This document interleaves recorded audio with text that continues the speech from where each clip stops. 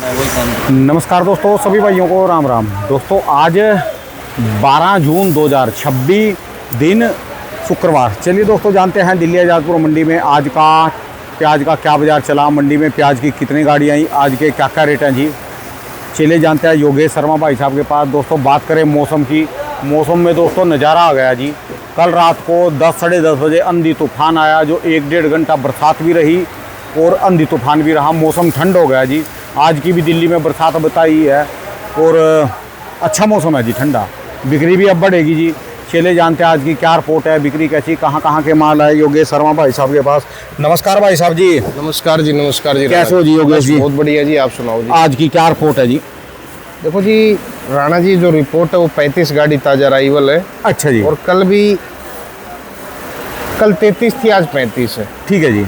पर कल क्या है राणा जी, बिक्री बड़ी स्लो रही। कल 32 गाड़ी माल बिका, सिर्फ 10-15 दिनों में कल सबसे कम बिक्री रही। कारण क्या रहा जी? कल तो मौसम ठीक था सुबह तो यार।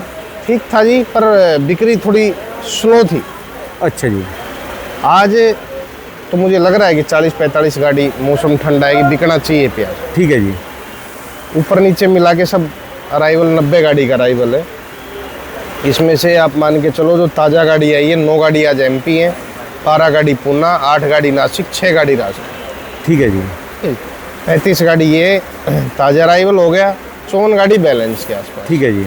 आज बात करो आप बाज़ारों की, तो बाज़ार आप मान के चलो एमपी की एक गाड़ी आई थी आज ये इधर वाली जी है।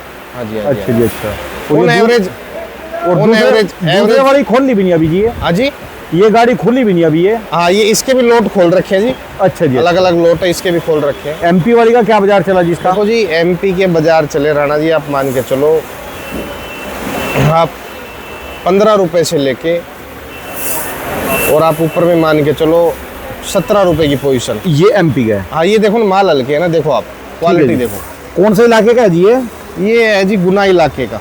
गुना का जी? हाँ जी। अच्छा जी। अच्छा। और ये जो गुलटे माल थे, हाँ जी, गुलटे माल भी 15 रुपए की पोजीशन में बिके हैं। अच्छा जी। जैसे वो इनका साइज वाला थोड़ा एक ठीक ठाक माल था, वो 17 रुपए बिका है। ये वाला जी? हाँ जी। हाँ जी। ठीक है जी। इससे बढ़िया भी यार ये एमपी की क्वालिटियाँ वैसे? देखो ये एरिया वाइज है जी। एमपी का बहुत बड़ा क्षेत्र है, जैसे Poona belt, Maharashtra belt, Nashik belt, ऐसे हम एमपी बोल देते हैं पूरा। ठीक है। नासिक में तो क्या है, नासिक हो गया, पूना बेल्ट अलग अलग, ये अलग अलग हो गई। और एमपी सारा मध्य प्रदेश हम गोल मत होल के सब एक ही बोल देते हैं कि एमपी। ठीक है जी। तो एमपी में कुछ एरिया ऐसे हैं जहाँ क्वालिटी पैदा होती है। एमपी का जैसे महाराष्ट्र में पूना नंबर 1 है जी पूरे हिंदुस्तान में।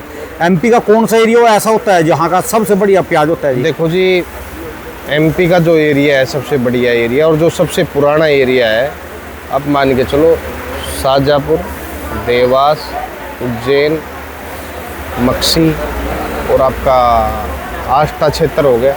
ठीक है जी। जो ये 5, 7, 8 बेल्टें हैं, ये इनके अंदर क्वालिटी किसान, पुराना किसान जो ग्रेडिंग जानता है। पीछे आपने देखा होगा पिछले साल तमाम किसान आ रहे थे। ठीक है जी। वो किसान अगस्त में स्टार्ट होते हैं, इस साल भी आएंगे। गुलटा अलग, प्याज अलग, गोल्टी अलग, सब ग्रेडिंग सिस्टम जानते हैं। ठीक है जी। जैसे महाराष्ट्र में ग्रेडिंग सिस्टम होता है, भाई ट्रॉली का गुलटा एक बार बेचा, प्याज एक बार अलग बेचा, चोपड़ा एक बार अलग बेचा, तो इस तरीके का उनका सिस्टम है। और बाकी कुछ जो नए एरिया हैं जैसे सिरोंज हो गया, गुना एरिया हो गया, इधर किसानों में ग्रेडिंग सिस्टम नहीं है।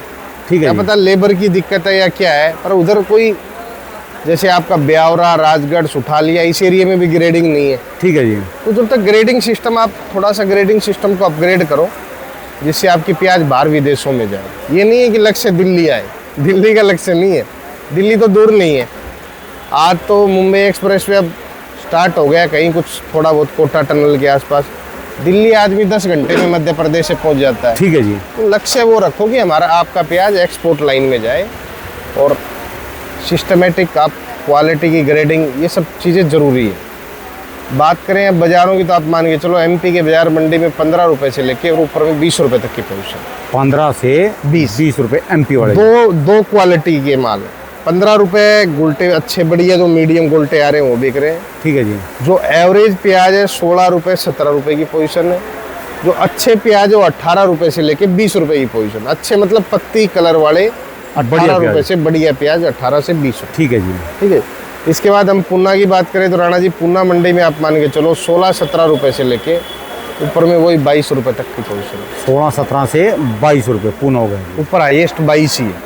ठीक है जी। इसके बाद नासिक की बात करें तो नासिक भी आप मान के चलो 15 रुपये से लेके और ऊपर में 19 रुपये की पोजीशन तक। ठीक है जी। क्योंकि नासिक के ऑन एवरेज हल्के माल ज़्यादा आ रहे हैं, अच्छी क्वालिटियाँ सब वहीं स्टॉक हो रही हैं या सब जा रहा है दुबई कोलंबो।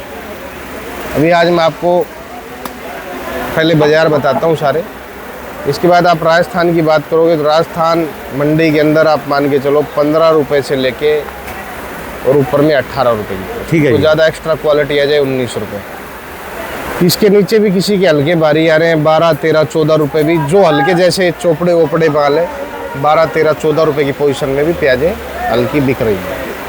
अब सबसे बड़ी बात यह है कि पिछले 10-12 दिन से दुबई के अंदर कंटेनर नहीं पहुंच रहे हैं प्याज के। क्या बात ये? उसकी वजह ये आप ये मान के चलो कि युद्ध की। ये तो कल तो उन्होंने तकड़ा ऐलान कर दिया जी युद्ध का। तो ये वहाँ 5, 5.5 रुपये धर्म का रेट हो गया है। कहने का मतलब आप ये मान के चलो आज इंडियन रुपीज़ के अंदर उसकी गिनती करो तो आज 80 से 90 रुपये किलो वहाँ प्याज का रेट हो लिया। प्याज का, पर वहाँ प्याज नहीं है। ठीक है जी। तो ये सबसे बड़ा युद्ध का संकट प्याज को भी थोड़ा क्योंकि जब कंटेनर समुद्र में फंसे रहेंगे, आप मान के चलो मेरी आज ही सुबह मैंने अपडेट लिया है 150, 100 और 180 करीबन 300, 350, 350 कंटेनर पिछले 7-8 दिन 10 दिन से समुद्र में फंसे हुए, जो वहाँ तक पहुँच ही नहीं पा रहे। इसीलिए रेट नहीं, वहाँ रेट कोई ज़्यादा नहीं, ₹1-2 रुपये किलो का मार्जिन चलता है, कोई बड़ा मार्जिन नहीं होता। ठीक है जी। रेट इसी वजह से तेज है, वहाँ माल नहीं पहुँच पा रहा है और अभी हालात इन देशों के अभी ख़राब है। कुवैत, कतर, सऊदी, ईरान, इन लोगों में लोग यहाँ से जाने में थोड़ा सा लोगों को अब स्लो मूवमेंट पे जाना चाहिए। ठीक है जी। कभी भी कुछ भी बड़ा हो सकता है। बार गवर्नमेंट की तो अमल कर दिए उन्होंने, तेज भी अमल गवर्नमेंट कर की दिए। बार गाइडलाइंस रहती भाई ईरान मत जाओ, यहाँ मत जाओ, वहाँ मत जाओ। ये इसलिए रहती भाई इससे आदमी को अपना बचाव रहे, और वहाँ जाके फिर आदमी क्या युद्ध में क्या कर पाएगा। ठीक है जी। वो तो अपने आप को बचाएंगे, आपको बचाएंगे पहले। कल की तो जो खबरें बड़ी डराने वाली चल रही थी, जो ट्रंप ने कहा जी भी हम जो है कब्जा कर लेंगे और सारा हमारे पास कब्जा रहेगा जिसका, देखो जी, हो कब्जा सकता है सांस बेर में कर देंगे जी, तो कांड कुछ ना कुछ। देखो कब्जा कर देंगे या नहीं कर देंगे, पर अब हमें ये समझ में आ गया कि इन 2 महीने 2.5 महीने भी युद्ध चल सकता है। हमने ये सबसे बड़ी बात आप ये मान के चलो कि 2 महीने 2.5 महीने आप 5 कंट्रियाँ 10-10 कंट्रियाँ लग रही है, फिर एक छोटी सी कंट्री है उसको समझा नहीं पा रहे। तो ये कहीं ना कहीं सबसे बड़ा हिंदुस्तान के बाज़ार को नुकसान इसलिए हमारे यहाँ तेल बगैर तेल के तो कोई, जितनी पानी की खपत है इतनी हमारे यहाँ तेल नो है। मान लो चाहे दिल्ली में 100 रुपये किलो प्याज हो जाए और महाराष्ट्र में MP में हो जाए 20 रुपये किलो, तब भी नहीं 80 रुपये तो आने दे रहा जी। आएगा तो गाड़ियों में ही, तेल नहीं मिलेगा। बिल्कुल तो काफ़ी महंगा तेल मिल रहा है, जिसकी वजह से सरकार तो घाटे में है, आम आदमी भी इससे बड़े घाटे में। ठीक है जी। क्योंकि आप ये मान के चलो वो मज़ा नहीं आ रहा है जिस तरीके का होना चाहिए काम। कहने का मतलब बाहर के बाज़ारों की बात कर रहा हूँ। हमारी प्याज पे कोई इतना खास, सब्जियों पे ना तो कोविड में असर पड़ा था ना अभी पड़ा। बस थोड़ा सा ये है कि भाई कंटेनर आते जाते रहते तो ये अप डाउन की स्थिति नहीं दिखती, अब की स्थिति दिखती। ठीक है जी। और इसको हम ज़्यादा दिन लंबा नहीं चलने देंगे अमेरिका की तो तरह। आज कल के मुकाबला आज रेट बढ़ा या घटा है, वही बढ़े हैं जी। सेम पोजीशन है राणा जी। हमने पीछे भी यही कहा था कि भाई आपको 20 से 25 जून या ये लास्ट जून तक ये महीने के ये बाज़ार आपको देखने के लिए मिले। ठीक है जी। क्योंकि अब MP का किसान भी थोड़ा हल्के माल अपना बेच लें, 10 रुपये से लेके 12, 13, 14 जो भी अब उसकी क्वालिटी है उसने बेचना स्टार्ट कर दिया। ठीक है जी। और अच्छी बात है। हम तो बार यही समझाते हैं भाई हल्के माल है बेचो, हल्के माल है वो बेचो। अब जो भी हल्के माल निकाल रहा है वो अच्छा कर रहा है, और जिसके अच्छे माल पड़े हैं वो आराम से शांति करके बैठे रहो, समय आएगा। ठीक है जी। तो आप अपनी प्याज बेचना, टाइम मिलेगा सबको। टाइम कहने का मतलब आप मान लो अभी जून भी पड़ा ही है, वैसे देखो आधा जून पड़ा है। ठीक है जी। जुलाई, अगस्त, सितंबर, अक्टूबर, 4 महीने के लिए हमारे यहाँ 2500-3000 गाड़ियाँ प्याज पर डे की खपत है। हिंदुस्तान में, ठीक है जी। उसके बाकायदा हमारे कोलंबो, दुबई, मलेशिया छोटी मोटी सब कंट्रियाँ मिला के 100 से 150 कंटेनर ये डेली, 100 कंटेनर आप मान के चलो डेली की रेगुलर 100 कंटेनर नासिक से या इधर उधर से सब जगह से ठीक है जी। निकलते हैं। तो बाज़ार हमारे पास बड़ा है, बेचने के लिए भी सब चीज़ें करने के लिए भी। थोड़ा सा अच्छे माल वाले कंट्रोल करो, हल्के वाले तो जैसे आप बेच रहे हो बेचते चलो। हल्के वालों को तो बेचना पड़ेगा जी, नहीं खराब हो बढ़िया जाएगा वाले जी। कंट्रोल करो आप, जुलाई में समय आएगा, अब जुलाई में बेचो। जैसे अब ये मौसम में मॉइस्चर आ गया है, जैसे हल्की हल्की नमी आ गई, ये हल्के वाले माल तो रुकेंगे नहीं जी, हल्के वाले। मेन वही दिक्कत है जी, हम हल्के माल क्यों बिकवाना चाह रहे हैं, हम ये भी आज बता देते हैं उद्देश्य। ये उद्देश्य इसलिए भाई, जिस दिन बाजार बने तो स्टैंडर्ड के माल आए, सामने वाला ग्राहक भी उसको ले जाए, तो 15 दिन वो माल रुके। ये नहीं कि आपने उठा के उस टाइम भी हल्के 90% मंडियों में भर दिए, 10% अच्छे माल गए, तो 10% अच्छा भी हल्के माल की वजह से पिटता है। पीछे बड़ा स्पीड जो किसानों ने कुछ माल निकालने की। पीछे देखो महाराष्ट्र का तो आप भी देख रहे हो, आप भी डेली हमसे रिपोर्ट लेते हो भाई कहाँ का क्या राइवल है, तो आपने भी देखा होगा आज 70% का रेशियो महाराष्ट्र के हाथ में, 70% आजादपुर मंडी का 70% रेशियो। और जो ऑल ओवर इंडिया में जा रहा है वो कहाँ का जा रहा है ज़्यादातर? महाराष्ट्र सब 70%। आप मान के चलो पूरे इंडिया में इस टाइम 70% प्याज की सप्लाई चेन महाराष्ट्र है, ठीक है जी। 10% की चेन मध्य प्रदेश लोकल प्याज, ठीक है जी। और आप 10% जो बेंगलोर में, बीजापुर वगैरह में बेल्ट निकलती है, वो चेन्नई वेन्नई थोड़ा हैदराबाद उस बेल्ट में जाता है। और 10% में जो छोटे मोटे इलाके संबल, पीपली, बंगाल, बिहार, पटना, तो जितने भी इलाके 10% में सारे ही हैं। तो 70% प्याज पिछले अप्रैल, मई, जून 70% की कैपेसिटी से प्याज पूरे इंडिया को महाराष्ट्र खिला रहा दे रहा है, जी। और एक्सपोर्ट में 100 का 100% महाराष्ट्र है। फिर ये प्याज ज़्यादा है, ऐसा भी तो हो सकता है अभी स्टॉक उनका अभी खाली हो जाएगा, जैसे निकालने पे लग रहा है जी वो लगातार। देखो जी, मैं आपको आज बता देता हूँ, प्याज महाराष्ट्र में उतनी थी, एमपी में कम, ठीक है। हम स्टार्टिंग के बेस से आपको ये बता रहे हैं कि भाई महाराष्ट्र में उतना ही था, एमपी में कम, ठीक है जी। और प्याजों में बारिश की वजह से 50% प्याजों में शिकायत थी इस साल। तो 50% प्याज अप्रैल, मई, जून, 15 जुलाई तक भी आएंगे, ठीक है जी। और जो अच्छे प्याज है 50 में से अच्छे प्याज में से 10-15% बिके हैं, जो थोड़े बहुत स्टॉक हुए हैं, एक्सपोर्ट हुए हैं, मंडियों में आए। तो 50% ख़त्म होने में जून या 15 जुलाई का समय लग सकता है, और 15% इसके साथ साथ अच्छे भी। तो अगर गिनती करी जाए तो 15 जुलाई के बाद में महाराष्ट्र के अंदर 35-40% का रेशियो रह जाएगा स्टॉक माल का, ठीक है जी। ठीक है। और आप मध्य प्रदेश तो पूरा है ही, कहने का मतलब जितना 40% या 50% जो भी प्याज पैदा हुई है उसका कोई 2% निकला हो, ठीक है जी। तो 40% का रेशियो मध्य प्रदेश में। आ जाओ अब कुचामन बेल्ट की बात करते हैं हम, तो कुचामन बेल्ट में राणा जी 20-22%, 25% प्याज है, और 20-22-25% प्याज अगले 1 महीने में इनको बेचना पड़ेगा, 10% इसमें से बेचना पड़ेगा। जो बारिश के लगे हुए हैं रख दिए किसानों, 10% माल है वो 10% लॉन्ग टाइम में चलता रहेगा। इसके बाद हम प्याज का एरिया की बात करें तो पटना का एरिया, पटना में जो प्याज रखा हुआ है उसके अंदर भी इस बार शिकायत है, थोड़ा बिहार वाला जो रेट आने से वो भी अब बेच रहे हैं, क्योंकि 7-8-10 रुपए के प्याज जो थे वो आज अगर 15-16 रुपए बिहार की मंडियों में बिक रहे हैं, तो थोड़ा थोड़ा करके किसान वो भी बेच रहे हैं, ठीक है जी। तो कहीं ना कहीं हम अगर 15 जुलाई के बाद का रेशियो देखते हैं, इस बार सरकार के पास भी कुछ नहीं है, खाली है जी सरकार, ठीक है जी। 700-800 मैट्रिक टन प्याज, कहने का मतलब 15 गाड़ी, 20 गाड़ी, 25 गाड़ी प्याज में स्टॉक लगना तो कुछ भी नहीं है अभी। जब तक सरकार 24 रुपए का रेट नहीं रखेगी तब तक प्याज सरकार को अच्छे प्याज मिलेंगे नहीं। और सबसे बड़ी बात यह है कि नासिक में जितनी भी मंडियां हैं वहाँ 5 से 10% रेशियो आ रहा है जो अच्छी क्वालिटी है। बाकी गोल्टा बेच रहा है किसान, मिनी मीडियम गोल्टा या फिर डैमेज या चोपड़ा, ये सब चीज़ें वो बेच रहे हैं। ठीक है अच्छे माल किसान बेच के वहाँ राजी नहीं। उसका मेन कारण यही है कि भाई अच्छे माल हमें जुलाई में रेट मिलेंगे और बेचना चाहिए। देखो किसान मेहनत करता है, किसान कण तैयार करता है, फिर उसको प्याज लगाता है, तो किसान को तो वाजिब रेट मिलना चाहिए फसल को। ये जो सरकार है ना हमारे से कहीं ज़्यादा चालू है जी। हाँ जी। इनको पता है, पता क्यों नहीं खरीद रहे, बिन का खराब होएगा।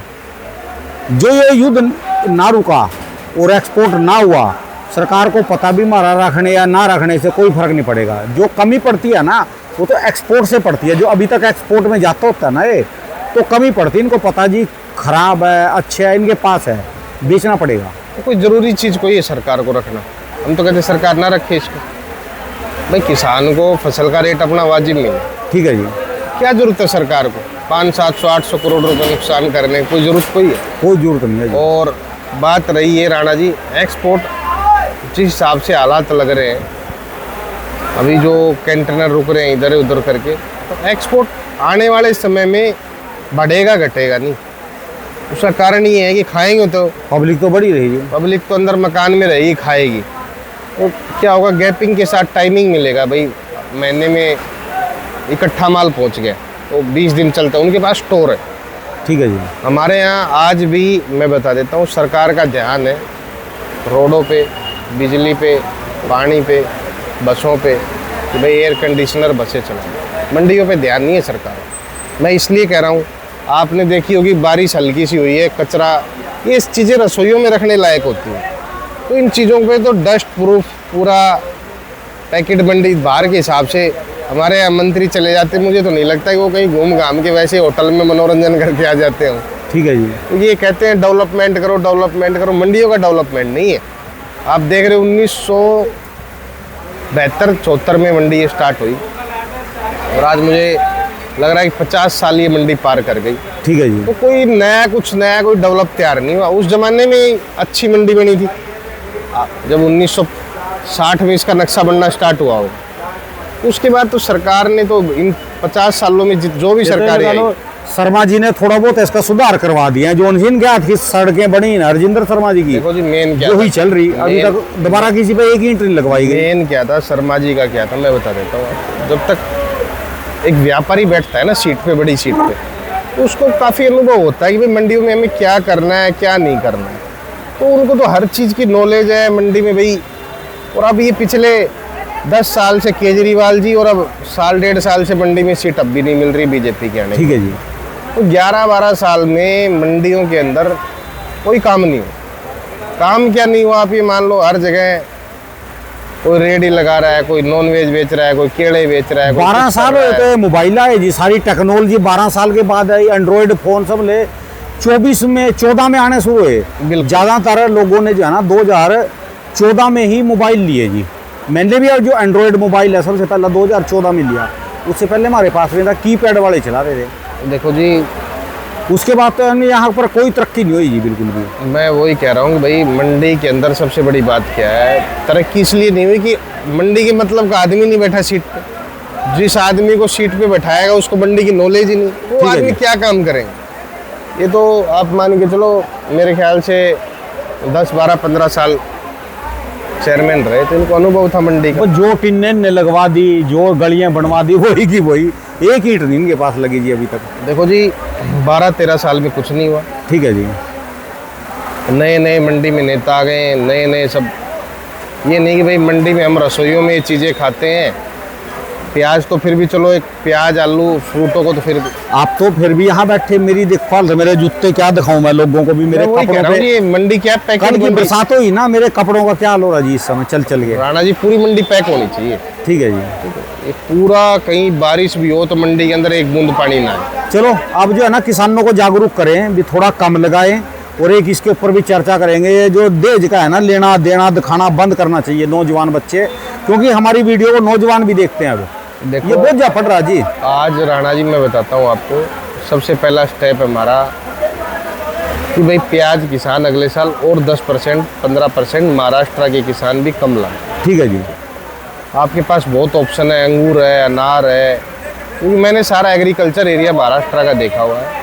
और मैं बार बार समय समय पे 2.5-3 महीने में मैं आता जाता रहता हूँ। तो वहाँ क्या पैदा नहीं हो सकता, वहाँ आपके यहाँ बनाना केला है सबसे बड़ा जलगांव हो गया वो ठीक है जी। आपके मौसमी आती है उधर से, बहुत सामान आता है जी। पूरी बेल्ट है, नागपुर से मौसमी हो गई, तो आपके पास हर जगह मूवमेंट है। आप 10% इस प्याज को कम करो।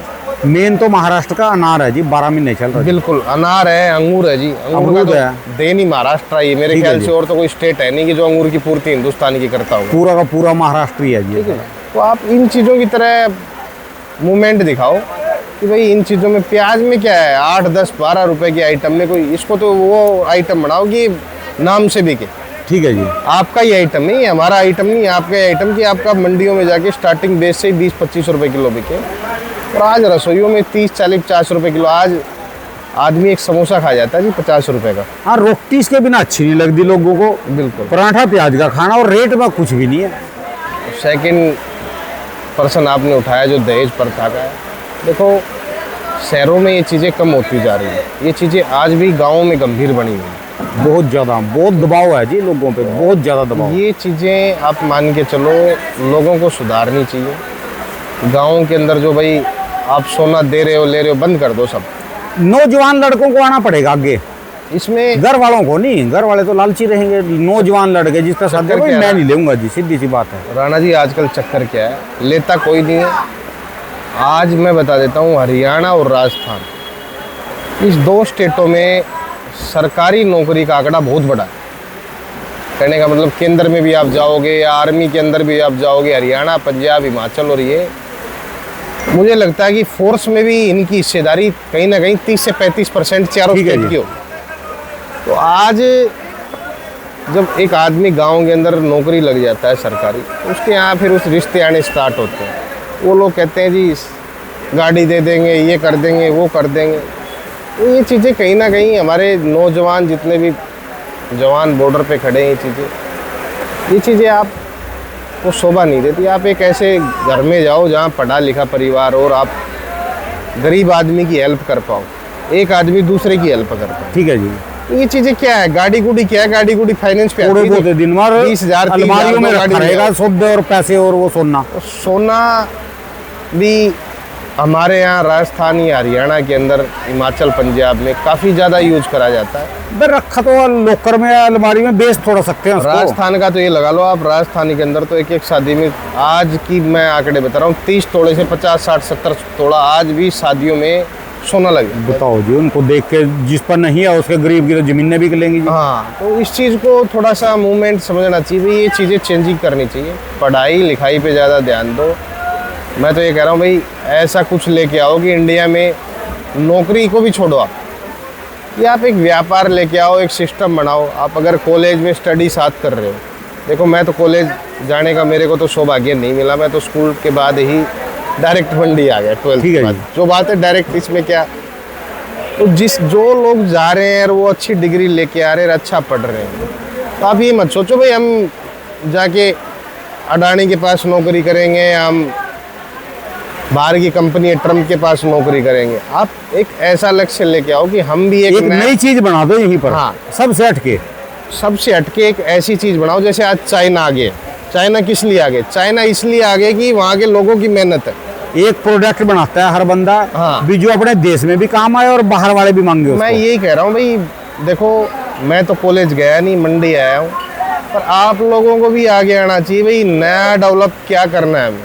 हम तो इतने पढ़े लिखे नहीं हैं, बाकी जितने लोग आजकल सॉफ्टवेयर कंपनियों में नौकरियां कर रहे हैं, उनको एक सिस्टमेटिक सिस्टम बनाना चाहिए, 10-20 आदमियों का ग्रुप बना के, कि कहीं ना कहीं हम ही नई कंपनी ना खड़ी करते। ठीक है जी। आज हम गूगल यूज कर रहे हैं, ठीक है जी, आज हम यूट्यूब यूज कर रहे हैं, कोई भी चीज़ें हम यूज कर रहे हैं। अरे एक ऐसा सिस्टम बनाओगी जिसमें हमारा ही हिंदुस्तान का ही बन जाए सब कुछ, ठीक है जी। कि हम अपना सिस्टमेटिक फ़ोन का सारा डाटा बाहर कंट्रियों में ना जाए।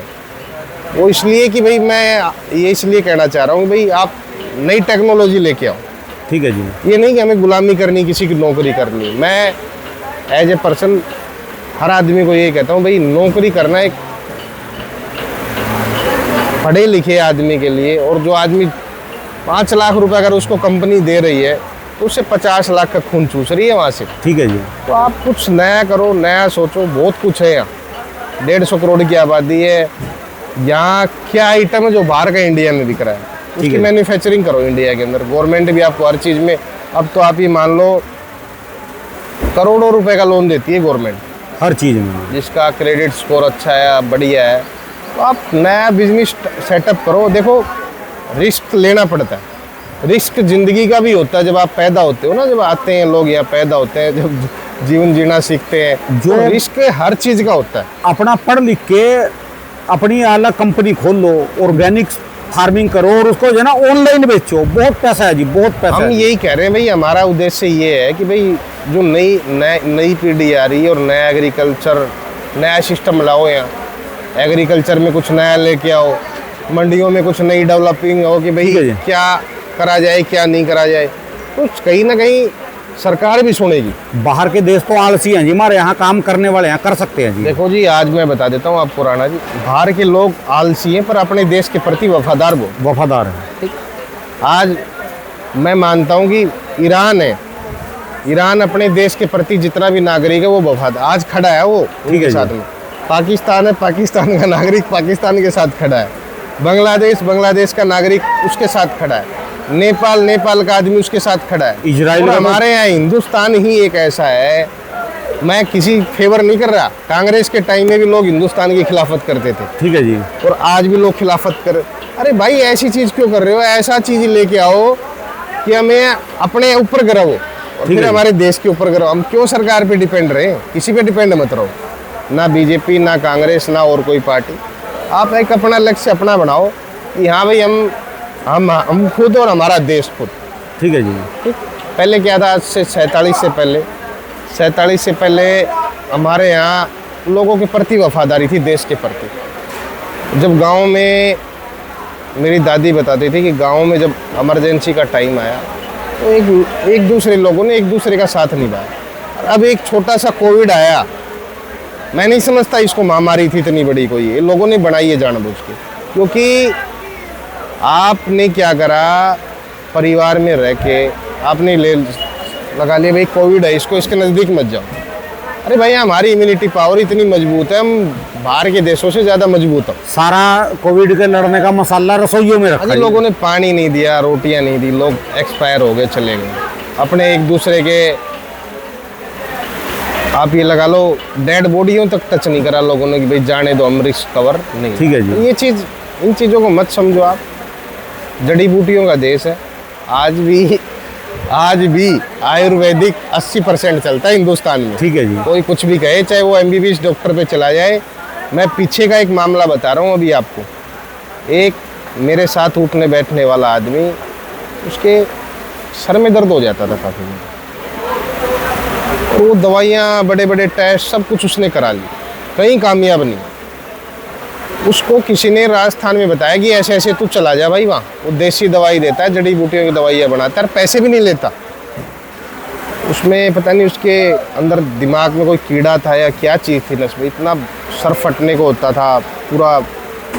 तो यहाँ आयुर्वेदिक कंट्री है, आज भी आयुर्वेदिक पे ज़्यादा विश्वास, क्योंकि हमारे यहाँ वो पर्वत है, हिमालय के पर्वत, जहाँ से सब जड़ी बूटियाँ क्या है जी उसका बंदे का जी? देखो जी, उसका ये हुआ, मैं बताता हूँ राणा जी, उनका ये हुआ, आज वो दवाइयाँ ले रहे हैं, वो बिल्कुल ओके हैं। अब ये उनके अंग्रेजी अंदर दवाइयाँ के देसी दवाइयाँ, तो इन चीज़ों के प्रति आप खिलाफ मत जाओ। आप ये मत सोचो कि आप डॉक्टर बन गए पढ़ लिख के तो आप, या आप IIT इंजीनियर बन गए तो आप, ये चीज़ें प्रकृति की दी हुई है हमारी पहले से। पहले कोई हॉस्पिटल कोई थे, इतने हॉस्पिटल कहाँ थे राणा जी? 1947 से पहले कहाँ हॉस्पिटल होते थे गाँव में? आयुर्वेदिक दवाइयाँ मिलती थी गाँव के अंदर। आपके गांव में भी लगा लो, हमारे इधर भी लगा लो, राजस्थान में भी लगा लो। तो आज इस कंडीशन को आप ना भूलें कि भाई आयुर्वेदिक दवाइयों से असर नहीं होता। जितनी आप आयुर्वेदिक दवाइयाँ यूज करोगे और बीमारियों से बचोगे। ठीक है जी। तो हम तो यही आपको राय देते हैं भाई, ज़्यादा हमारा उद्देश्य तो मेन तो प्याज का ही रहता है। ये इन चीज़ों की तो हमें कम नॉलेज है, पर कुछ चीज़ें होती भाई नॉलेज में देने वाली कि भाई आयुर्वेदिक या जो पुरानी चीज़ें हैं, पुरानी परंपराएं, उसको लोग ना भूलें। कोई भी आदमी, किसी को भी लगा लो, कोई गांव से ताल्लुक़ लगता है, अगर वो शहर में आ गया, 50 साल उसने गांव को छोड़े हुए हो गए, तो उसको भी अपने गांव की तरफ भी आना जाना चाहिए और गांव का डेवलपमेंट भी आज देखना चाहिए कि हमारे गांव का क्या डेवलपमेंट। ठीक है जी। बहुत से लोग ऐसे हैं, आज मैं बताता हूँ, मैं 15 दिन में गाँव जाता हूँ एक बार। 15 दिन में, जैसे कल सैटरडे है, मैं कल सैटरडे संडे अपना लगाता हूँ, मंडे सुबह मंडी आना। ठीक है जी। आज वो गांव नहीं रह गए हैं, ये दिमाग में रखना। गांव से ज़्यादा तरक्की, शहरों से ज़्यादा तरक्की गांव में। गांव में हो गई। और गांव में वो हर मूवमेंट है जो पुराना होना चाहिए, आज भी आपको देखने के लिए मिलेगा। आपसी भाईचारा, एक दूसरे घर से लस्सी फ्री में आ रही है। ठीक है ठीक है जी। यहाँ आप लेने जाओगे डोली लेके तो आपसे लस्सी के ले लेगा 50-60 रुपये, वो मज़ा भी नहीं आएगा। ठीक है जी। तो भाईचारा बनाए रखो भाई। गाँव में जो भी लोग शहरों में रह रहे हैं, मैं कहीं ना कहीं ये जानता हूँ कि मैं रेशियो जानता हूँ कि शहरों का रेशियो 5% है, लोग गाँवों से आके बसे हुए हैं शहर। तो इस चीज़ को लोगों को समझना चाहिए कि जिसके भी गाँव उसको गाँव जरूर जाना चाहिए, गांव के टच में रहना चाहिए जी। गांव के टच में, गांव में भी एक अपना छोटा मकान, अगर आपकी पुराने मकान है तो उसको भी सुधार। देखो कोविड का संकट आया था तब लोग गांव की तरफ निकल गए। ठीक है जी। और जो गांव की तरफ गया वो बच गया, और जो शहरों में कैद हो गया वो चले। ठीक है जी। तो गांव में भी अगर आपके मकान है, गांव में बहुत डेवलपमेंट है, पहले वाली बातें नहीं है। मैं जिस गाँव से ताल्लुक़ करता हूँ, मेरे गाँव में सीवर लाइन है। दिल्ली में ऐसी कुछ कॉलोनियाँ जहाँ आज भी सीवर लाइन नहीं है। ठीक है जी। तो आप ये चीज़ मान के चलो कि वो चीज़ें नहीं है। हरियाणा हो, पंजाब हो, उत्तर प्रदेश हो, बिहार हो, कोई भी 28 स्टेट है हमारे, मैं सब जैसे एक जैसे सबको समझता हूँ। किसी के प्रति हमारा ये नहीं कि भाई ये हमारा, क्योंकि हमारी सारी भारत माता की ज़मीन है। ठीक है जी। ठीक है, तो इसको लोगों को ज़्यादा से ज़्यादा गाँव जाना चाहिए। धन्यवाद भाई साहब जी। एक बार दुकान का एड्रेस, मोबाइल नंबर। ये 282 महावीर ओनियन कंपनी, 95400462। धन्यवाद भाई साहब।